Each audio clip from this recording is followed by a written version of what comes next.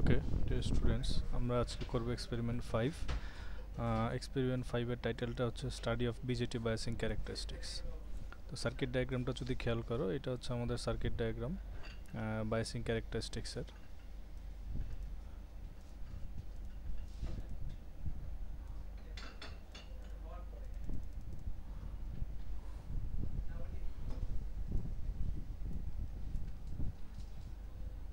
আমাদের BJD biasing ক্যারেক্টারিস্টিক্সের figure.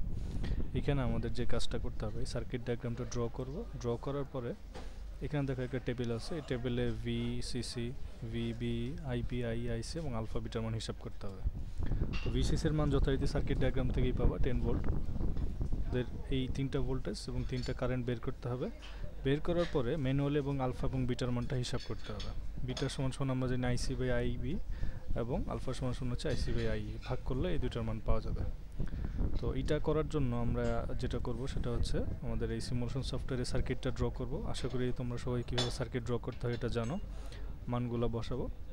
বসানোর পরে এরপরে চলে যাব সিমুলেট, এরপর অ্যানালাইসিস যাব হচ্ছে ট্রানজিয়েন্ট অ্যানালাইসিসে স্টার্ট টাইম 0 এবং এন্ড টাইম দেবো হচ্ছে 0.001 সেকেন্ড বা 1 মিলি সেকেন্ড। দেন আউটপুটটা যদি আমরা প্রথমে বেস কারেন্ট দেখতে চাই আইবি, তো আইবি সিলেক্ট করে অ্যাড করে দিব। দেন click on simulate.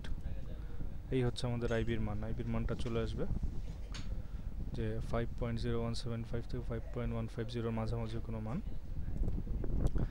Then again এরপর ট্রানজিয়েন্ট অ্যানালাইসিস, আউটপুট আইসি, সিমুলেট দিলে এটা হচ্ছে আইসির মান। লম্বা করে যে লাইনটা, এটা হচ্ছে আইসির মান। দেন এরপরে ট্রানজিয়েন্ট অ্যানালাইসিসে আউটপুটে আইই অ্যাড করে সিমুলেট দিলে হচ্ছে আইর মানটা পাওয়া যাবে। এইভাবে করে হচ্ছে আমরা যথারীতি ভোল্টেজের মানটাও বের করতে পারবো।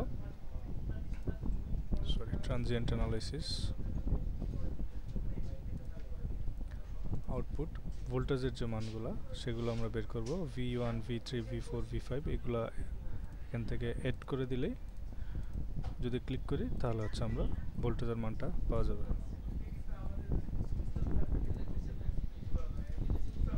সিমুলেট, এই হচ্ছে আমার ভোল্টেজের মান। তো আশা করি তোমরা এই মানগুলো সবাই বের করার পরে এই চার্টে বসানোর পরে আমাদের এটাই হবে আমাদের 5 নম্বর এক্সপেরিমেন্টের অবজেক্টিভ। আশা করি সবাই বুঝতে পেরেছো। ধন্যবাদ।